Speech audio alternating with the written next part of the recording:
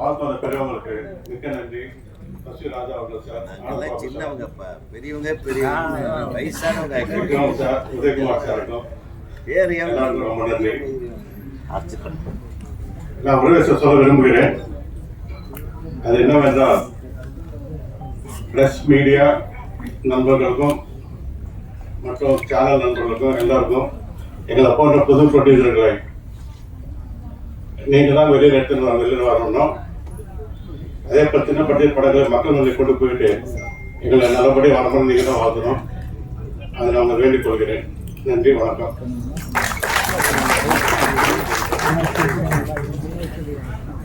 ஒரு ஹீரோவா படத்துல பல படங்கள்ல நடிச்சதுக்காகவும் ஒரு டான்சராகவும் பல மேடைகளை வந்து சார் ஏறிப்பாரு, பேசியிருப்பாரு. பட் இன்னைக்கு வணக்கம்.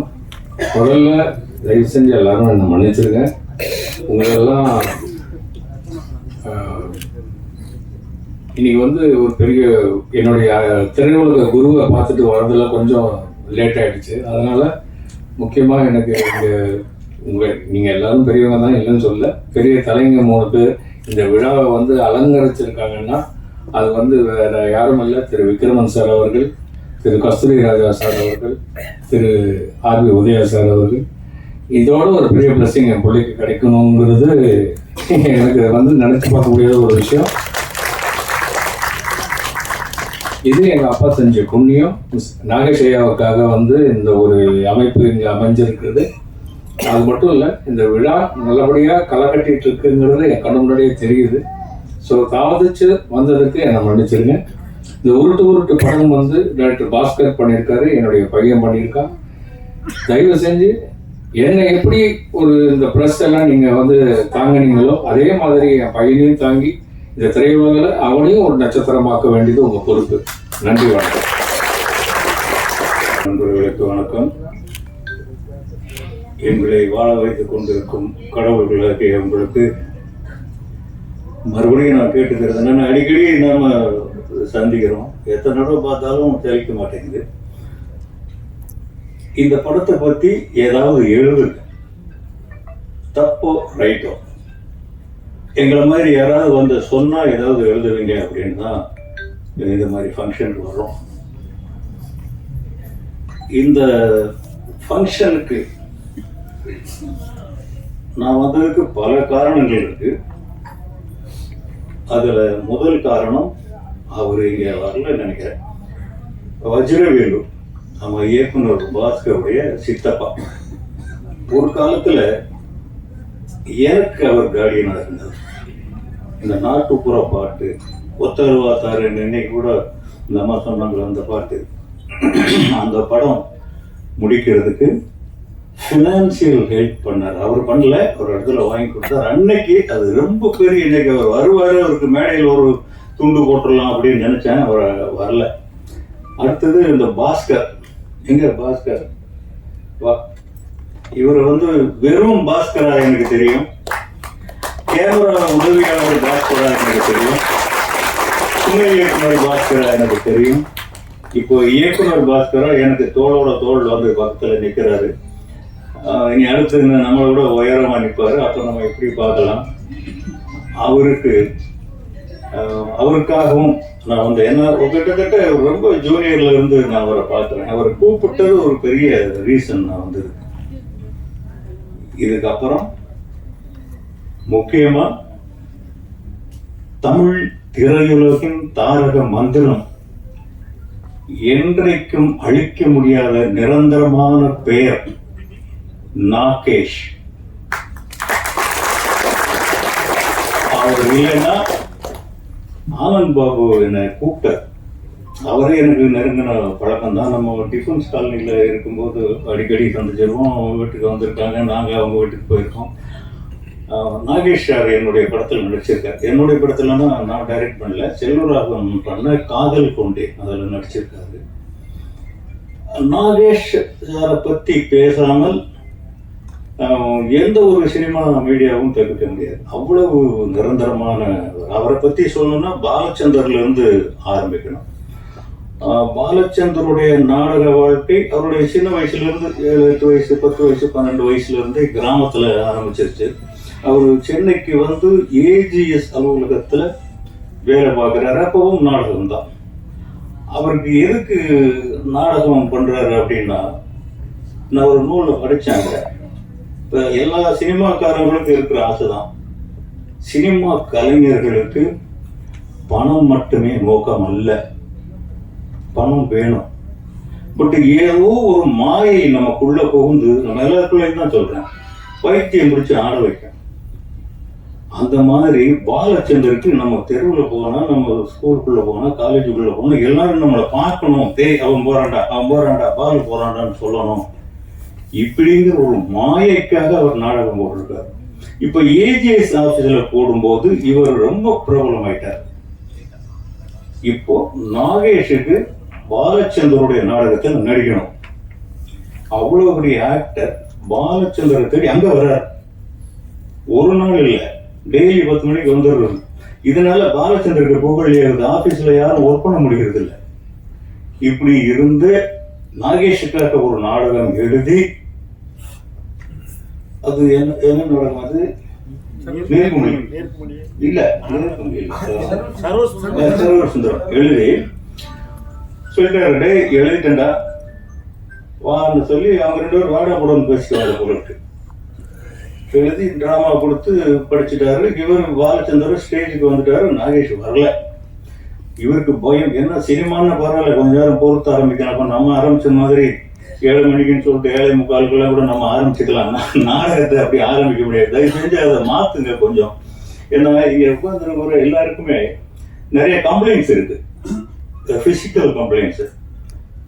அதுக்கு தகுந்த மாதிரி நீங்க 7 மணினா 7 மணிக்கு ஆரம்பிச்சு 8:30 9 விட்டுட்டீங்கன்னாக்கா நாங்க மெடிசன்ஸ் எடுத்துக்கணும், போகணும். இதெல்லாம் கொஞ்சம் எல்லாருமே மைண்ட்ல வச்சுக்கணும்.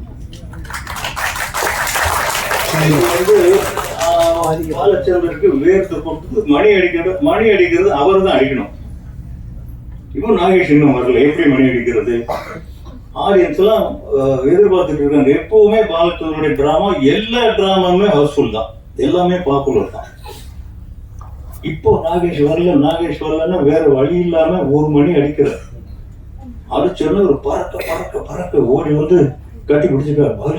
பாலு போச்சுடா. என்னடா போச்சுடா? நீ ஃபுல் ஸ்கிரிப்ட் கொடுத்தியா? அதுல முதல் வார்த்தை தான்டா ஞாபகம் இருக்கு, வேற எதுவுமே ஞாபகம் இல்லைங்கிற. இது என்னடா இது? இவருக்கு இப்ப 2வது மணி 3வது மணி அடிச்சாச்சு. இவர் உடனே பிடிச்சி ஸ்டேஜ்ல தள்ளி விடுறாரு, போய் அந்த ஒரு வார்த்தையை சொல்லிட்டு வா அப்படின்ட்டு. இங்கே நெஞ்ச பிடிச்சிட்டு நிக்கிறாரு. பார்த்தாக்க முழு ஸ்கிரிப்டையும் ஒரு வார்த்தை கூட பேசாமல் அப்படியே பேசி நடிச்சு அப்ளாஸ் வாங்கிட்டு போயிட்டாரு நாகேஷ்.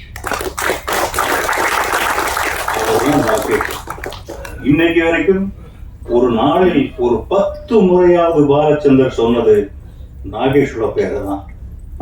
கமல்ஹாசனோட அதிகமா ஒப்பிட்டு பேசுவார். அதை நான் பல இடங்கள்ல பார்த்துருக்கேன். இவன் மாதிரி நம்மளால நடிக்க முடியுமாடா இப்படின்னு கமல் கிட்ட கேட்பாரு. அவ்வளவு பெரிய ஜீனியஸ். அந்த உடம்பு வச்சுக்கிட்டு எவ்வளவு பெரிய சாதனைகள். எடுத்த படங்கள் பாருங்க. நீர்க்குமிழி முதல் படம் யாராவது எடுப்பானா? அதை நாடகமாக எடுத்து சக்சஸ் பண்ணி, அதை படமாக எடுத்து சக்சஸ் பண்ணி, அந்த நாகேஷுடைய பேரன், அந்த நாகேஷ் என் படத்துல ஒரு 4 நாள் நடிச்சிருப்பாரு, 4 நாள் என்னமோ நடிச்சிருப்பாரு. அந்த நன்றியை தீர்க்கிறதுக்கு ஒரு இடம் கிடைச்சது. இது அதுதான் இந்த இடத்துல நீங்க எல்லா நடிகர்களும் எஸ்கேப் ஆகுற மாதிரி நீங்க ஆக முடியாது. வாட்ச் பண்ணுவாங்க உங்களை. இப்போ தனுஷ்க்கு அந்த எக்ஸ்பெக்டேஷன் இருந்தது இல்லை. நான் டைரக்டர் தான், ஒருத்தன் புதுசா வரான், உங்களுக்கு அப்படி இல்லை. கம்பேர் பண்ணுவாங்க. ஆனந்த் பாபு அவருடைய பையன், அதை நீங்க பிராக்டிஸ் பண்ணி நீங்க வரணுங்கிறது என்னுடைய சின்ன சஜஷன், நாட் அட்வைஸ். அது 2வது ஆனந்த் பாபுடைய விடாமுயற்சி. நான் கொஞ்சம் அதிக நேரம் எடுத்துக்கிறேன்னு நினைக்கிறேன். எல்லாம் சீக்கிரம் சொன்னாங்க. ஆனந்த் பாபுடைய சிச்சுவேஷனை நான் கண் முன்னாடி பார்த்துருக்கிறேன். ஏன்னா தனுஷ் இன்ட்ரோடியூஸ் பண்றதுக்கு நான் வேற அலுவலகங்களுக்கு போக வேண்டிய சூழ்நிலை. நானே தயாரிப்பாளராக இருந்தேன், நானே டைரக்டராக இருந்தேன். அதனால நம்மளே எடுத்துருவோம் அப்படின்னு ஏதோ அதை கொண்டு வந்தோம்.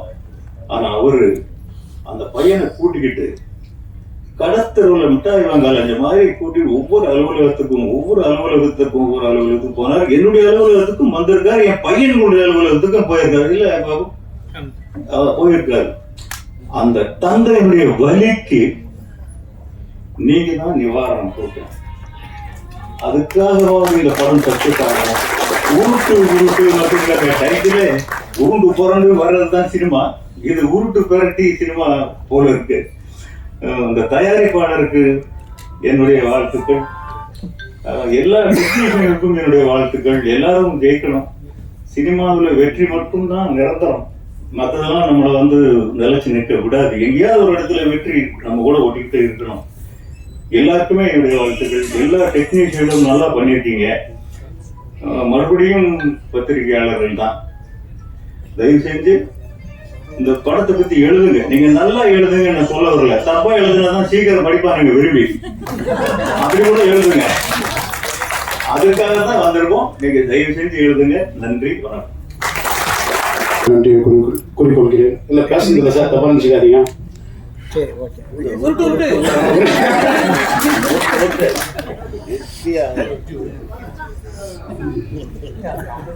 ரொம்ப கஷ்டப்பட்டு சின்ன லெவல்ல இந்த படத்தை ஆரம்பிச்சோம். ஜெய்சங்கர் சார் அது ஒரு பிரம்மாண்டமா ஒரு நல்ல தெளிவா பண்றதுக்கு ஒரு விஷயம் பண்ணி கை கொடுத்தாரு. அவருக்கு நன்றி. முதல்ல கூப்பிட்டோடனே அடுத்த வார்த்தையே நீ போன் பண்ண கூடாதா, யார் அவரை வச்சு பண்றேன்னு சொன்ன கஸ்தூரிராஜா சாருக்கு நன்றி. நீங்க சொன்னீங்களா சார், கஸ்தூரிராஜா சாருக்கு நன்றி, அண்ணன் விக்ரமானந்தனுக்கு நன்றி, உதயகுமார் சார் உங்களுக்கு நன்றி, ஆனந்தவர் சார் உங்களுக்கு நன்றி, எல்லாருக்கும் நன்றி. தயவுசெய்து நான் அப்புறம் பேசுறேன்.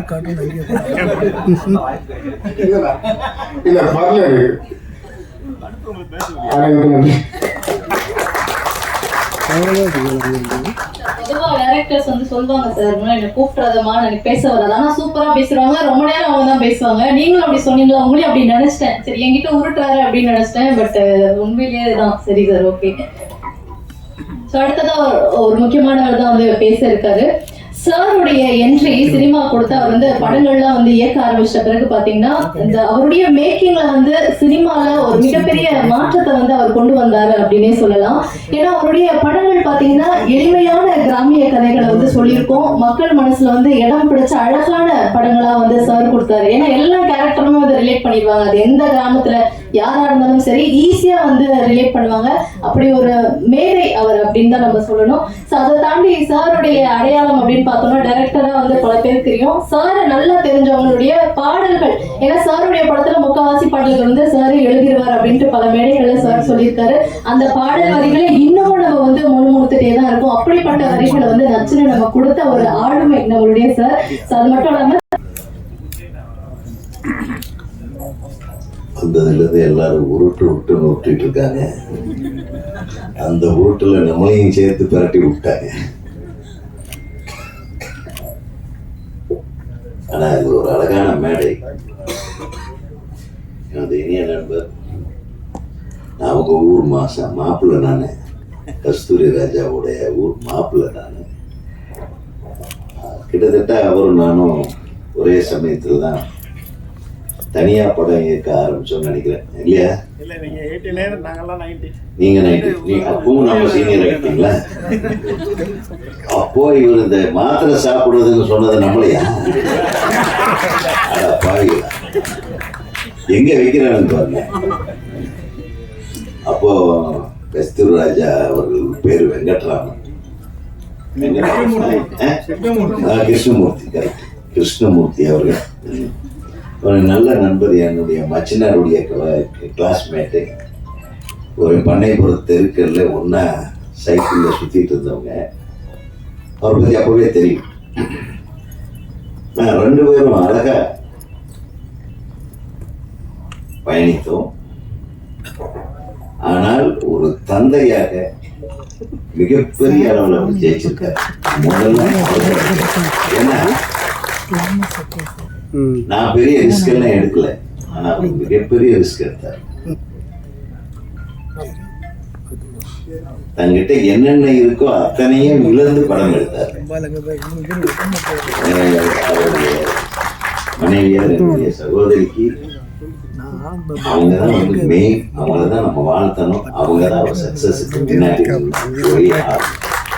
அவங்கெல்லாம் குழந்தைங்க தம்பிங்க. ஸோ அது நல்ல ட்ராவல், பியூட்டிஃபுல் ட்ராவல். எல்லாரும் கேட்டாங்க சினிமாக்காரனுக்கு பொண்ணு கொடுக்க மாட்டாங்க, சினிமாக்காரனுங்களுக்கு வீடு கொடுக்க மாட்டாங்க, தங்குறதுக்கு இடம் கூட கொடுக்க மாட்டாங்க. பேச்சுலர் வந்து அசிஸ்டன்ட் டைரக்டர் அவங்களுக்கு எல்லாரும் ரூம் கிடையாதுன்றாங்க. இப்படித்தான் இன்னைக்கு வரையிலும் சினிமாவை பற்றிய ஒரு ஃபீலிங் இருந்துட்டு இருக்கிற டைம்ல ஒரு தனி ஆளா வந்து ஜெயிச்சு இன்னைக்கு ஒரு பெரிய சாம்ராஜ்யத்தையே உருவாக்கி இருக்காருன்னா கஸ்தூரி ராஜா அவர்களுக்கு மனமார்ந்த வாழ்க்கை. அவர் தான் சரியான ஆளு இந்த குழந்தையை பாராட்டுறதுக்கு. அவர் சொன்னார் பாருங்க, 2 விஷயம் எனக்கு ரொம்ப பிடிச்சது. பாஸ்கருக்காக நான் வந்தேன், அதுக்கு ஒரு காரணத்தை சொன்னாரு. 2வது ஆனந்த் பாபுக்காக வந்தேன், அதுக்கு ஒரு அழகான காரணம், அவருடைய நெய்பர்ன்றது. அதுக்கு அடுத்து சொன்னார் பாருங்க நாகேஷ் சார், அவர் எங்க ஊருக்கார் தெரியுமா உங்களுக்கு? தாராபுரம் கோவை மாவட்டம். அதான் சொன்னேன், அந்த காலத்துல ஆரம்ப காலத்துல கோவை மாவட்டம், கோவை மண்ணை சேர்ந்தவர். அதனால அவர் சொல்ல வேண்டியதில்லை. அவருக்கு நிச்சயமா ஒரு மிகப்பெரிய கலைஞர் தான். கோவை மாவட்டத்துல வந்தாலே மதுரை மாவட்டத்துல வந்தாலும் மிகப்பெரிய கோவையும் மதுரை என்ன நாங்க 2 பேரும் இருக்கு. அதுக்காக அவரை விட்டுற மாட்டேன். விக்ரம் வந்து இருக்கிறதுலயே அவர் தான் செல்வந்தர். அவர் வரும்போதே இந்த ராஜா வீட்டுக்குள்ளதான் அவர் என் தம்பி. அருமையான, அதாவது நான் கிழக்கு வாசல் கொடுத்தாலும் நான் அவர் படத்தை பார்த்து பொறாமப்படுவேன். என்னையா இந்த மனுஷன் ஜஸ்ட் ஒரு வீட்டை வச்சு ஒரு 4 பேர்த்த வச்சு டப்பா வச்சு தட்டை வச்சு ஒரு பாட்டை போட்டு மிரட்டி அது சில்வர் ஜூப்ளி ஓட்ட வைக்கிறானே விக்ரமன் மிகப்பெரிய அறிவாளி.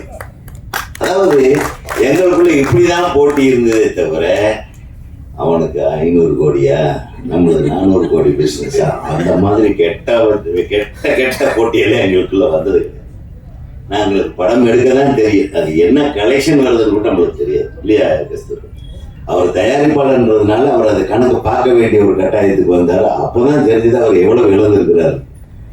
நான் அப்போ கூட கேட்டேன், அந்த தியேட்டர் என்னாச்சுன்னு, அதெல்லாம் கொடுத்து விட்டேன்ட்டார். ஸோ யாருக்கு பிள்ளைங்க நல்லா இருப்பாங்கன்னா தான் நியாயமா நேர்மையா ஒரு தொழில சாதிச்சு அடுத்தவங்களுக்கு உதவி பண்ணி தன் பிள்ளைகளை தன் கஷ்டத்தை உணர வைத்து யார் வளர்க்கிறானோ அவன் குழந்தைங்க தான் என் சிறப்பாக. அது சினிமாவில் சரி வெளியிலும் சரி. ஆக கஷ்டத்தை உணர்ந்த பிள்ளை திரு ஆனந்த் பாபு அவர்களுடைய புதல்வர்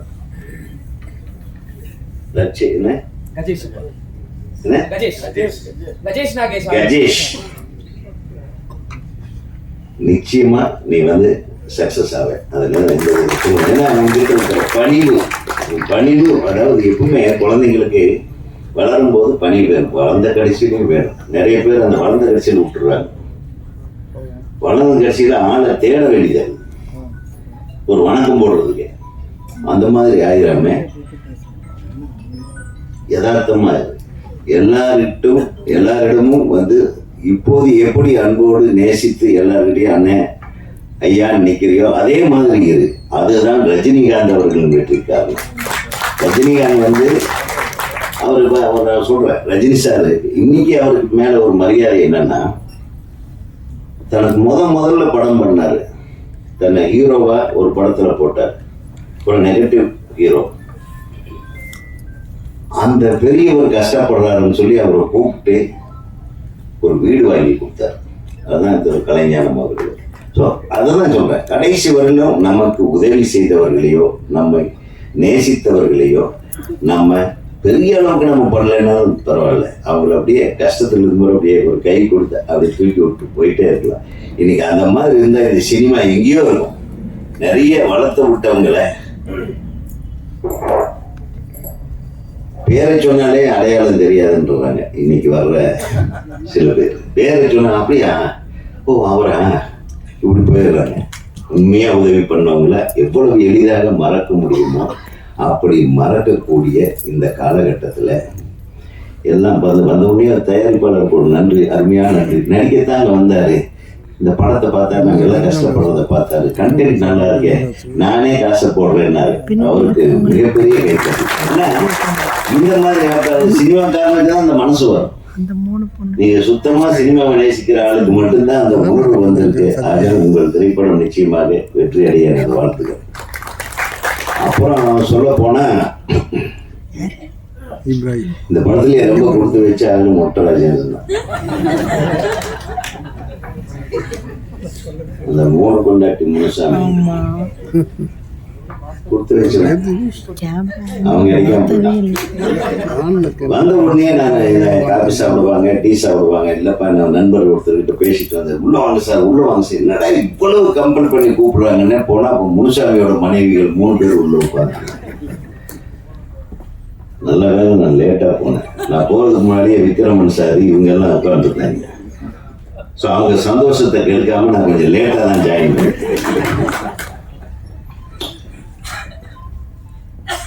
இப்போ வரையிலும் கஸ்தூர்ராஜா அமைதியா உட்கார்ந்துருக்காருன்னா அது காரணம் தான். ஆனா உண்மையுமே டைரக்டரை நீங்க வாப்பா, பெரிய உருட்டுன்னு அந்த ஆளை போட்டு பாவம் வாழ்க்கையில நடிகனா வந்ததனுடைய முழு இதையும் அனுபவிச்ச ஒரே பாட்டா தான். எல்லா நடிகனுக்கு இது கிடைக்குமா சொல்லுங்க? நான் கூட இப்போ கொஞ்சம் நடிக்க ஆரம்பிச்சிருக்கேன். மனசுல வச்சுக்கோங்க. இது ஏன்னா பார்க்கும்போது இந்த உலகங்கள் நம்மளுக்கு கிடைக்காம போயிடுச்சு, இந்த ஒரு விவரம் எல்லாம் நமக்கு இல்லாம போயிடுச்சு என்ற அளவுக்கு மிக சிறப்பா இருந்தது. அதுவும் அவனா ஒன்னும் உருட்டிருக்கானா? தீனாவோட உருட்டனோட அது நல்லா உருட்டிருந்தீங்க. நல்ல டைட்டில்லையா உருட்டுன்றது. அப்கோர்ஸ் இதுல எல்லா கேரக்டரும் அந்த ஒரு காட்சியில் நடிச்சாலும் தம்பி ரொம்ப பிரமாதமா அந்த ரியாக்ஷன் கொடுக்குறாரு. எத்தனை பேர் நம்ம எல்லாம் நிறைய பேர் அந்த ரியாக்ஷன் கொடுக்குறோம் தெரியாது வெளியே. நான் ஒரு தெரியல் மாதிரி கொடுத்துருக்காரு. நன்றி. பாடலாசிரியர் தம்பி பெப்சி தாஸ் நல்ல அந்த உருட்டுற பாட்டு இதாக இருந்தீங்க. அந்த 3 பேர் சாமி அது நீங்க எந்த பாட்டு இருந்தீங்க? அப்பா நீ அவ்வளவு பெரிய உருட்டிட்டு இங்க ஒன்றும் தெரியாத மாதிரியே நீ நான் முதல் தடவை வந்திருக்கேன் பார்த்து பிடிச்சிருந்தா வாய்ப்பு கொடுங்கன்னு உட்காந்துட்டே. நீ பிடிச்சிருந்ததுன்னாவா இன்னைக்கு அந்த பாட்டுனாலதான் எல்லாரும் கூட நிமிர்ந்து உட்காந்துருக்கோம். போகும்போது போட்டா நல்லா இருக்கும்ன்ற மாதிரி எல்லாரும் ஃபீல் பண்றாங்க. அதை நான் சொல்லிடுறேன். ஆக இந்த படத்தை திருப்பி பார்க்கக்கூடிய அளவுக்கான பாடல்கள் இதில் இருக்கிறதா நான் நினைக்கிறேன். இப்போ நம்ம ஹீரோயின் பார்ப்பாங்க, கன்னட குயில், அப்படியே தமிழ்ல அழகா பேசினாங்க. அதனால கன்னட தமிழ் குயில். இப்போ ஓகேவா? கன்னட தமிழ் குயில் அப்படியே அழகா பேசிட்டீங்க. கர்நாடகாவிலிருந்து வந்தாலும் ரொம்ப நல்லா பேசுனீங்க, நல்லா இருந்தது. இசையமைப்பாளர் பூந்து விளையாடிருக்கான். நீயும் உருட்டி இருக்க நம்ம அது எல்லாத்தையும் ஒன்னா சேர்த்து உருட்டி மிரட்டி இருக்கீங்க. ரொம்ப நல்லா இருந்தது. சிறப்பான ஒரு நிகழ்வு இது. இந்த திரைப்படம் நிச்சயமாக மிகப்பெரிய அளவுக்கு ஒரு வெற்றி படமாக ஆக்கக்கூடிய ஆட்கள் இவங்க கையில இவங்க நல்லா இதை விட உருட்டிடுவாங்க. ஃபைனலா உருட்ட போறது என்னுடைய அன்பு சகோதரர்கள், ஊடக நண்பர்கள், எழுத்தாளர்கள், பத்திரிகையாளர்கள். ஏன்னா அவங்க கையில எப்படி தாயம் உழுதா அந்த உருட்டுல என்ன உழுது என்றதை பொறுத்தவரை தலையாற்றம் பாரு ஒருத்தன். சீக்கிரம் முடிச்சிடுற. அடுத்தது என்னுடைய தம்பி இந்த படத்துக்கு வர சொல்லி என்ன ரொம்ப கம்பல் பண்ணி கூப்பிட்டு வந்தது நம்பிதான், எங்களுடைய இயக்குனர் சங்கத்தோட செயற்குழு உறுப்பினர். அவர் தான் எப்பவுமே இயக்குனர் சங்கத்தில் அதிகபட்ச வாக்குகள் வித்தியாசத்திலே ஜெயிப்பார். எல்லாத்துக்கும் உதவி செய்யணும்னு நினைக்கிற ஒரு மனப்பாங்கு கொண்டவர். ஸோ அவருக்கு என்னுடைய மனமார்ந்த நன்றி. இப்போ நம்ம எல்லாம் அளவாகவும் அழகாகவும் ஒவ்வொருத்தர் பேருக்கு முன்னாடி அழகா பேசி எங்களை அழைத்து பேச வைத்த வர்ணனையாளர், உங்க பேர் எனக்கு தெரியலம்மா, சுமையா அவர்களுக்கு சிம்மையா சுமையா அவர்களுக்கு சுமையான பேர் இருக்கேன், சுமையா. சரி, சுமையா அவர்களுக்கு பணிபுரிந்த அனைத்து தொழில்நுட்ப கலைஞர்களுக்கும், அனைத்து உதவி இயக்குநர்கள், இணை துணை இயக்குநர்கள் மற்றும் ஒளிப்பதிவாளர்கள், துணை இணை ஒளிப்பதிவாளர்கள் மற்றும் அனைத்து தொழில்நுட்ப கலைஞர்களுக்கும் தமிழ்நாடு திரைப்பட இயக்குநர்கள் சங்கத்தின் சார்பாக எனது வாழ்த்துக்களை தெரிவித்து படம் மிகப்பெரிய வெற்றி படமாக அமையும் என்று கூறி நன்றி கூறி விடைபெறுகிறேன். நன்றி சார். அடுத்ததா இந்த நூற்றாண்டுடைய முதல் சூப்பர் ஹிட் வெற்றி படத்தை கொடுத்த டைரக்டர் தான் வந்து பேச போறாரு. என்ன அப்படின்றத நீங்க கெஸ் பண்ணிருப்பீங்க. எஸ், வானத்தை போல. வெற்றினா வந்து 3 நாளுக்கு அப்புறம் 1 வாரத்துக்கு அப்புறம் கொண்டாடுற வெற்றி இல்ல, 1 வருடம் படம் வந்து வெற்றிகரமா ஓடி கொண்டாடின வெற்றிகள் வந்து சந்திச்ச ஒரு இயக்குனர் சார். அதே மாதிரி இப்ப நம்ம வந்து அதிகமா சொல்றோம்ல, அரசியல் வந்து யங்ஸ்டர்ஸ் எல்லாம் வந்தா நல்லா இருக்கும் அப்படின்ட்டு. சார் வந்து அந்த டைம்ல படம் பண்ணும் போதே ஒரு சூப்பரான ஓடின ஒரு படம் வந்து புது வசந்தம், செம்ம ஹிட். அப்படி ஒரு படத்தை கொடுத்துட்டு அதுக்கப்புறமே அவர் வந்து ஒரு புதிய முயற்சியா வந்து புதிய மன்னர்கள் அப்படின்ற அந்த படத்தை வந்து எடுத்தவர். ஸோ அப்பவே பல புரட்சிகளை வந்து சார் பண்ணியிருக்காரு அப்படின்னு தான் சொல்லணும். ஸோ இன்னைக்கு வந்து கெஸ்டா வந்து படத்தை வாழ்த்ததுக்காக வந்திருக்கக்கூடிய இயக்குனர் விக்ரமன் சார் அவர்களே பேசுமாறு அன்புடன் நினைக்கிறேன்.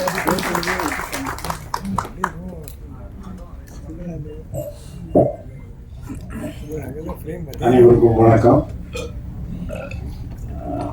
நிறைய மகிழ்ச்சியான நினைவுகள் இருக்கு.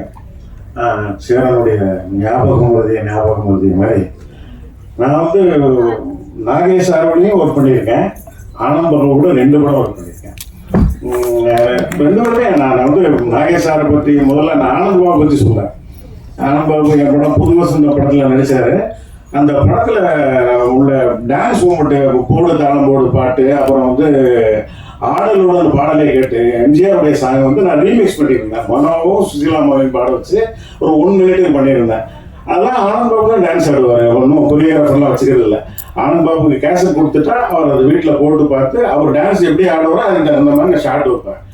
அதே மாதிரி தான் நான் பேச நினைப்பலாமே, நான் 4-5 பாட்டு ஆனந்த்பாபு வந்தாலும் எனக்கு டான்ஸ் மாஸ்டரே தேவையில்லை, ஏன்னா அவரே எல்லாம் கம்போஸ் பண்ணிடுறேன். அது மாதிரி படுகொடையாகும் ஆனந்த்பாபு வச்சு அப்படி எடுத்துட்டேன். புது வசந்தம் படத்தில் அந்த டான்ஸ் மூமெண்ட்டை தான் ட்ரெய்லரில் ஃபர்ஸ்ட் ஷாட்டாகவே போட்டிருந்தேன். அதெல்லாம் அந்த படத்தினுடைய ஓப்பனிங் மிகப்பெரிய ஒரு ஓப்பனிங் கிடைச்சிது. அதுக்கு காரணம் வந்து பாபுடைய டான்ஸ் மூமெண்ட்டு. அப்புறம் வந்து அவருடைய பெர்ஃபார்மராகவும் நான் அதில் காமிச்சிருந்தேன். நான் பேச நடிப்பாலே ஒரு ரொம்ப நல்லா பெர்ஃபார்ம் பண்ணியிருப்பாரு. அது பிஎன்சியில் எல்லாம் பெரிய ஹிட்டு. ஒரு 2 சம்பவம் சொல்ல விரும்புகிறேன். நான் பேச நினைப்பெல்லாம் வந்து ஒரு சீன் எடுத்திருப்பேன், அது படத்தில் கிடையாது. அதாவது ஆனந்த்பாபு வந்து மோகினி, ஆனந்த்பாபு 2 பேரும் ஃப்ரெண்ட்ஸாக இருப்பாங்க. மோகினி இப்போ பெரிய ஆளாயிடுவாங்க, ஒரு பெரிய கலெக்டர் ஆயிடுவாங்க. ஆனந்த்பாபுக்கு எந்த வாய்ப்புமே இல்லாமல் ரொம்ப சாதாரணமாக இருப்பார். அப்போ அவர் குடிச்சிட்டு அவரும் விவேகம் மோகினி என்ன செய்வாங்கன்னா, கலெக்டர் ஆன பிறகு ஆனந்த்பாபு கண்டுக்க மாட்டாங்க, அவர் பார்க்காமலே போயிடுவாங்க. ஆனந்த்பாபு ரொம்ப வெக்ஸ் ஆகி குடிச்சிட்டு அவர் விவேக்கிட்ட பேசிட்டே வருவார். ரொம்ப லெங்க் ஷார்ட்டு டைலாக்லாம் பேசிட்டு வரும்போது ஒரு சுரம் சொல்வார். அந்த படத்தில் வந்து ஒரு பாடகர் அவர் வந்து ஒரு சுரம் சொல்வார், சாசா சாசா சாசா ரீகான்னு சொல்லி லெங்க் சுரம். அதை வந்து ஒரே ஷார்ட்டை ஆனந்த்பாபு பேசி அசைத்துட்டார். நான் அதை ஷூட் பண்ணிட்டேன். ஆனால் ஃபுட்டேஜ் இல்லை, நான் என்ன பண்ணிட்டேன், எடுத்துட்டேன். ஆனந்த்பாபு ஃபர்ஸ்ட் காப்பி பார்த்துட்டு என் வீட்டுக்கு வந்து, சார் எப்படியாவது சீன் வாங்கி சார், அந்த சீன் வாங்கி சார்னு ரொம்ப அழுதாரு. எனக்கு ஃபுட்டேஜ் ப்ராப்ளம், சாரி பாபு. அப்போல்லாம் என்னென்னா 13,500 மேலே சின்ன படங்கள் ஃபுட்டேஜ் இருந்ததுன்னா அதுக்கு டேக்ஸு. அதனால அந்த 13,500 ஃபுட்டேஜை கொண்டு வரணுன்றதுக்காக அந்த சீனை நான் எடுத்துட்டேன். ஆனந்த்பாபுக்கு ஞாபகம் இருக்காதுன்னு நான் நினைக்கிறேன். ஞாபகம் இருக்கா? தேங்க்யூ. அப்புறம் வந்து இதே மாதிரி நாகேஷ் சாரை வச்சு நான் பூஜை பண்ணுறேன். நாகேஷ் சார் ஃபர்ஸ்ட் சீனே நான் வந்து ஒரு கேள்விப்பாறைன்ற ஒரு இடத்துல ஒரு சீன் நாகேஷ் சாரும் நம்பியார் சாருக்கும் விஜய் வந்து சேர்த்து வைக்கிற மாதிரி அந்த சீன் எடுத்தேன். அதில் நாகேஷ் சாருடைய ஃபர்ஸ்ட் டைலாகே நான் ரொம்ப ஒரு ரசித்துட்டார். அந்த டைலாக் என்னன்னா, விஜய் வந்து 2 பேரும் நாகேஷ் சார் வண்டியில் வந்து ஸ்கூட்டர் இருக்கும், ஸ்கூட்டரில் பெட்ரோல் இருக்கும், பட் வண்டி ஸ்டார்ட் ஆகி ரிப்பேர் ஆகிருக்கும். அவர் நம்பியார் சார் காரில் வந்து பெட்ரோல் இருக்காது. அப்போ நீங்கள் நாகேசார்ட்ட வந்து விஜய் சொல்லுவார், நீங்கள் வந்து நம்பியார் சாரையும் கூப்பிட்டு போங்க அப்படிங்கிற 2 பேரும் எனிமீஸ் இதெல்லாம் உங்களுக்கு தெரிஞ்சிருக்கும். அப்போ விஜய் சொல்லுவார், விஜய் சொன்னோடனே நாகேசார் தாத்தா அந்த தாத்தாவையும் நீங்கள் கூப்பிட்டு போனீங்கன்னா நல்லது அப்படின்ற மாதிரி விஜய் சொல்லுவார். அப்போ நாகேஸ்வர் சொல்றாரு, மற்றவங்க கஷ்டப்படுறது என்னங்க எனக்கு தாங்க முடியாதுன்றது உனக்கு தெரியும், அவனுக்கு தெரியாத அப்படின்னு ஒரு சின்ன பஞ்சு விட்டு ஒரு கேப் இருக்கும். நான் ரொம்ப என்ஜாய் பண்ணேன். அப்புறம் அவர் வச்சு ஒரு சீன் ஒன்று எடுத்தேன், அதுவும் ஃபுட்டேஜில் கிடையாது, தூக்கிட்டேன். அதாவது என்னன்னா, அவர் வந்து விஜய்க்கு பர்த்டே, அந்த பர்த்டேக்கு வந்து அவர் வீட்டுக்குள்ள மிட் நைட்டில் வந்து சுகுமாரிமா வீட்டுக்குள்ளே இருப்பாங்க. இவர் ஒரு நாயை துரத்துற மாதிரி எங்கள் வீட்டுக்குள்ளே வருவார். வீட்டுக்குள்ளே வந்தோன்னா சுகுமாரிமா பையனுக்கு பின்பக்கமாக போயிடுவாங்க. அப்புறம் நாகேசார் வந்து உள்ள வருவார். அப்புறம் விஜய் வீட்டுக்குள்ளே கூப்பிடுவார். வீட்டுக்குள்ளே கூப்பிட்டு கொஞ்சம் நல்ல சீன், ஒரு இன்ட்ரெஸ்டிங்கான சீன். அந்த சீன் படத்தில் கிடையாது, ஒரு லெவல் வரைக்கும் இருக்கும். வீட்டுக்குள்ளே வர்ற வரைக்கும் நாகேசார் விஷ் பண்ணுற வரைக்கும் இருக்கும், அதுக்கப்புறம் இருக்காது. அப்புறம் அன்னைக்கு நைட்டு ஷூட்டிங்லாம் முடிச்சிட்டோம். நான் வந்து சீன் 2 டேக் எடுத்தேன். அப்புறம் ரூமுக்கு வந்துட்டேன். நானும் நாகேஸ்வரம் எதில் ரூம் நாகர்கோவிலில் கிட்டத்தட்ட ஒரு நைட்டு ஒரு 1 மணி இருக்கும். ஏன்னா நாங்கள் ரொம்ப லாங் டிஸ்டன்ஸ்லேருந்து நாகர்கோவிலுக்கு வரணும். வந்து நைட்டில் நான் குளிச்சுட்டு பையன் சாப்பாடு இருக்கு சாப்பிட்டுட்டு நைட்டில் லேட் நைட் சாப்பிட்றேன், உடனே சரக்கு அடிச்சுட்டு சாப்பிடணும்னு நினச்சிடாதீங்க, நான் அந்த மாதிரி கிடையாது. நான் சாப்பிட்டுட்டு இருக்கேன். அப்போ ரூம் கதவு கட்டுறாங்க. யாருன்னு பார்த்தா நாகேசார் குளிச்சுட்டு வெறும் டவலை மட்டும் போட்டுட்டு வர்றாரு. உடனே என்ன சார் இந்த நேரத்தில் அப்படின்னு கேட்டேன். ஒன்றும் இல்லைம்மா, இன்னைக்கு நான் நினச்சது உங்களுக்கு ஏதோ பிடிக்கலன்னு நான் நினைக்கிறேன், நீங்கள் நினச்சி 4 டேக் வாங்கினேன், எப்படியாவது நாளைக்கு ரீஷூட் பண்ணிடுறேன், எனக்குமே அது அவ்வளோ ஹாப்பியாக இல்லை. இல்லை சார், நீங்கள் எக்ஸலண்ட்டாக பெர்ஃபார்ம் பண்ணீங்க சார், எனக்கு ரொம்ப பிடிச்சிருந்து சார், நான் பர்ஃபெக்ஷன் இன்னும் பெட்டராக வரணுன்றதுக்காக எடுத்தேன். அது ஒன்றும் இல்லை சார், நல்லா இருக்கீங்க, நல்லா நடிச்சிருக்கீங்க சார், அது நாளைக்கு ரீடேக்லாம் பண்ண வேண்டாம் சார் அப்படின்னு சொன்னேன். இல்லைம்மா, எப்படியாவது நாளைக்கு எடுத்துறேன்னாரு. நான் எடுக்கலை. அப்புறம் அவர் டப்பிங்கில் பார்த்துட்டு நல்லா மாற்றி கரெக்டாக இருக்குது அப்படின்னு சொல்லிட்டாரு. ஆனால் அதுவும் ஃபுட்டேஜில் போயிடுச்சு, அந்த போர்ஷன் இல்லை. அது எதுக்காக சொல்ல வரேன்னா, ஆனந்த் பாபு நாகேஷ் அந்த பெர்ஃபெக்ஷன், அந்த அவ்வளோ பெரிய சாதனையாளர், நம்ம நல்லா நடிகலையோ டைரக்டர் சாட்டிஸ்ஃபை பண்ணலையோ அப்படின்ற மாதிரி அவர் மறுபடியும் நம்ம பண்ணிடணும், எப்படியாவது பண்ணிடணும், டைரக்டர் சாட்டிஸ்ஃபை பண்ணிடணுன்ற மாதிரி அவருக்கு இருக்கிற மாதிரி ஆனந்த் பாபு நல்லா நடிச்சிருக்கேன், நல்ல சீனு, அந்த சீன் ஃபுட்டேஜில் போயிடக்கூடாதா அப்படின்ற மாதிரி அவருக்கும் அதே ஒரு பரிவேற்பு இருந்தது. இதெல்லாம் எதுக்கு சொல்கிறோம்னா, கதேஷ் நீ மற்றவங்ககிட்ட வந்து கற்றுக்க வேண்டாம். நீ வந்து இப்போ எங்களுக்கு நான்லாம் வந்து சினிமா பரம்பரையிலேருந்து வரல, ஆனால் நீ வந்து உனக்கு அவங்க தாத்தா அவங்க அப்பா இவங்கள்ட்ட நீ நிறைய கற்றுக்கலாம். எனக்கு இந்த படம் பார்க்கும்போது அந்த ஆரோக்கியகுமார் சொன்ன மாதிரி அந்த கோங்குரா சாங் ரொம்ப பிடிச்சிருந்தது. கணேஷ் இன்னும் கூட நல்ல டான்ஸில் கொஞ்சம் பயன்படுத்திருக்கலாமோன்னு எனக்கு தோணுச்சு. ஏன்னா நாகேஷ் பெஸ்ட் டான்ஸர், நல்லா பெர்ஃபார்ம் பண்ணார். ஆனந்த் பாபு அதே மாதிரி எல்லாருக்குமே தெரியும், பாடம் பாடிலாம் அவருடைய டான்ஸ்க்காகவே ஓடிச்சு. அது மாதிரி கணேஷ் இன்னும் கூட டான்ஸ் கொஞ்சம் பயன்படுத்திருக்கலாம்னு தோணுச்சு. பட் அவர் நல்லா தான் ஆடிக்கிறார். அவருக்காக இன்னும் கொஞ்சம் பெட்டரான ஒரு சாங் பண்ணிருக்கலாமோ அப்படின்னு தோணுச்சு. மியூசிக் ரைட்டர் ரொம்ப நல்லா பண்ணியிருக்காரு, கோச்சிக்காதீங்க. நான் வந்து 2 சாங்குமே ரொம்ப நல்லா இருந்தது, நான் பார்த்த 2 சாங்குமே ரொம்ப நல்லா இருந்தது. அப்புறம் அந்த ஹீரோயின் வந்து அவங்க கன்னடம், கிட்டத்தட்ட நான் மெட்ராஸ் வந்து 42-43 வருஷம் ஆச்சுன்னு நினைக்கிறேன். இப்போ வந்து கிட்டத்தட்ட ஒரு 30-35 வருஷமா யாரும் தாவணி போட்டு நாங்கள் பார்த்ததே இல்லை. அல்ல எங்கள் ஊரில் தான் பார்த்துருக்கேன். ஆனால் எங்கள் வந்து ஹீரோயின் வந்து ஒரு கன்னடத்து பையன்கிளி சரோஜதேவி. அப்புறம் அவங்க வந்து இந்த மாதிரி தாவணியோட வர்றது பார்க்கும்போது கொஞ்சம் மனசுக்கு நிறைவாக இருக்கு. நம்ம கலாச்சாரம் இன்னும் காப்பாற்றப்பட்டு இருக்கு அப்படின்ற மாதிரி இருக்கு. இன்னும் சொல்லிக்கிறேன், உதயகுமார் சாருக்காக சொல்லிக்கிறேன்.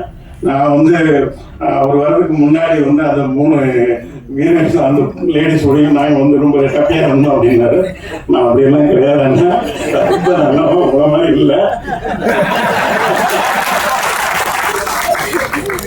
இது வரைக்கும் நான் கிட்டத்தட்ட 16 படம் எடுத்திருக்கேன். எந்த ஹீரோனாவது என்னை பற்றி தப்பாக சொல்லியிருப்பாங்களா? இங்கே நிறைய பத்திரிகையாளர்கள் எல்லாம் இருக்கீங்க. என் காலத்தில் என்னை பார்த்த நெல்லை சுந்தரராஜன் சார் இருக்காரு, நண்பர் தேவராஜ் இருக்கிறாரு, தேவராஜ் போயிட்டாருன்னு நினைக்கிறேன், ஜெயச்சந்திரன் இருக்காரு, மோகன் சுந்தரம் இருக்காரு, எல்லாருக்கும் என்னை பற்றி தெரியும். அப்புறம் சரவணன் இருக்காரு, எல்லாருக்கும் என்னை பற்றி தெரியும். சத்யா இருக்காரு. அதனால நம்ம எல்லாம் இல்லை. அப்புறம் இன்னொன்று, பெரிய செல்வந்தர் குடும்பத்திலேருந்து வந்தார் அப்படின்னு சொன்னீங்க. நான் அதுன்னு சொல்லிக்க விரும்புகிறேன். அப்கோர்ஸ் எங்கள் அப்பா ஒரு வசதியானவர் தான். ஆனால் நான் சினிமாவுக்கு வந்து நான் பட்ட கஷ்டங்கள் எந்த டைரக்டர் பட்டுக்க மாட்டாங்க. எல்லாரும் அசிஸ்டன்ட் டைரக்டராக இருக்கும்போது பட்டி கிடந்திருப்பாங்க. நான் பல பேட்டிகளில் சொல்லியிருக்கேன். நான் என்னுடைய முதல் படம் ஒரு சில்வர் ஜூப்ளி கொடுத்துட்டு என்னுடைய 2வது படம் பெரும்புலி ஃபெயிலியருக்கு அப்புறம் நான் பேச நினைப்பேன் பாபு தான் ஹீரோ. அதில் நாங்கள் எவ்வளோ ஸ்ட்ரகிள் பண்ணோம்னு அவருக்கு தெரியும். நாங்கள் வந்து அதில் ஃபில்மே இருக்காது, 100 அடி 50 அடி பிட்டு ஃபில்ம் எல்லாம் வச்சு நாங்கள் அதை ஷூட் பண்ணி 2 வருஷம் போராடி தான் அந்த படம் ரிலீஸ் ஆச்சு. அந்த படம் பண்ணும்பொழுது பாதியில் படம் நிற்கும். அப்போ நான் எத்தனை நாள் நான் பட்டி கிடந்திருப்பேன்னு என் கூட பாபா லட்சுமணன் சொல்லி சினிமாலெல்லாம் காமெடியாக நடிச்சிட்டு இருக்கான். அவன் கேள்வி அவன் சொல்லுவான். அப்படிலாம் நிறைய சினிமாவில் கஷ்டப்பட்டு போராடி தான் நான் டைரக்டர் ஆனேன். அந்த வசதிகள் எதுவுமே நான் அனுபவிக்கல. எங்கள் அப்பா இறந்த பிறகு இப்போதான் அந்த சொத்துக்கள்லாம் கொஞ்சம் வந்திருக்கு. நீங்கள் நினைக்கிற மாதிரி பெரிய கோடீஸ்வரன்லாம் நான் கிடையாது. ஒரு கிராமத்தில் ஒருத்தர் பண்ணையாரா இருந்தாலும் அது என்ன, அந்த கிராமத்தில் இருக்கிறவங்கள ஒரு 10 ஏக்கர் 20 ஏக்கர் வச்சிருந்தா ஒரு பண்ணையார் அவ்வளோதான். அந்த அளவுக்கு தான் நான் வசதியானவன. ரொம்ப எல்லாரும் சொல்ற அளவுக்கு தான் நான் ஒன்றும் சத்யராஜ் சார் மாதிரிலாம் ஜமீன் போற மாதிரிலாம் கிடையாது. ஓகேங்களா? வெளிப்படுத்திக்க விரும்புகிறேன். அவர் உண்மையிலே உதய மாஸ்டர் சொன்ன மாதிரி சிவராஜன் சார் உண்மையிலேயே ஒரு புண்ணியம் செஞ்சிருக்காரு. அவர் வாழ்ற காலத்திலேயே ஒரு பையன் 2 பேரும் பெரிய தனுஷ் ஒரு பெரிய ஹீரோவாக இன்னைக்கு சக்ஸஸ்ஃபுல்லாக இருக்காரு. இந்தியா பூரா பேசப்பட்ட ஒரு நடிகராக இருக்காரு. அது மாதிரி செல்வராகவும் மிகப்பெரிய டைரக்டராக இருக்காரு. நானும் ஒரு சின்ன நம்பிக்கையோடு இருக்கேன். நம்ம பையனும் நாம் வாழ்ற காலத்திலேயே ஒரு பெரிய 1000 நினைக்கிறேன். பார்க்கலாம், அது வகையில் இருக்கு. கஜேஷ்க்கு என்னுடைய வாழ்த்துக்கள். பாபு அந்த படம் வந்து என்ன ஆனந்த் பாபு தான் கூப்பிட்டாரு, அவர் கஜேஷ் கூப்பிட்டாரு. அவங்களுக்கு என்னுடைய நன்றி. நிச்சயமாக எப்படி ஹிந்தியில் வந்து ராஜ் கபூர் ஃபேமிலி, பிருத்திவிராஜ் கபூர், ராஜ் கபூர், அப்புறம் ரிஷி கபூர், ரந்தீர் கபூர், அப்புறம் ரன்வீர் கபூர் முடிக்கும் ஒரு 4 ஜென்ரேஷன். தெலுங்குல நாகேஸ்வரராவ், நாகார்ஜுனா, நாக சைத்தன்யா, நடிகர் சிவாஜி கணேசன் சார், பிரபு சார், அப்புறம் விக்ரம் பிரபு, முத்துராமன் சார், கார்த்திக், கௌதம் கார்த்திக் வரைக்கும். அதே மாதிரி நாகேஷ் சார், ஆனந்த் பாபு சார், அப்புறம் இந்த வாரிசுகளும் ஜெயிக்கட்டும். வாழ்த்துக்கள். சத்யராஜா சார் ரொம்ப கிளியராக சொன்னார். எங்களுக்கெல்லாம் எங்கள் பையன் ஹீரோ ஆகும்போது பெரிய எக்ஸ்பெக்டேஷன் இல்லைன்னு சொன்னார். ஏன்னா நாங்கள்லாம் டைரக்டர்ஸ் ஒன்றும் பெரிய எதிர்பார்ப்பு இருக்கிறாங்க. உங்களுக்கு பெரிய பாரம்பரியம் இருக்கு. அவர் சொன்ன மாதிரி அவர் ரொம்ப அழகாக சொல்லியிருக்கிறாரு. அதெல்லாம் மைண்டில் வச்சுட்டு ஜாக்கிரதையாக படங்கள் நல்ல கதைகள் செலக்ட் பண்ணி பண்ணுங்க. வாழ்த்துக்கள். நன்றி, வணக்கம். நன்றி சார், தேங்க்யூ ஸோ மச். இப்போ நீங்கள் எல்லாரும் அவனோட எதிர்பார்த்துட்டு இருந்த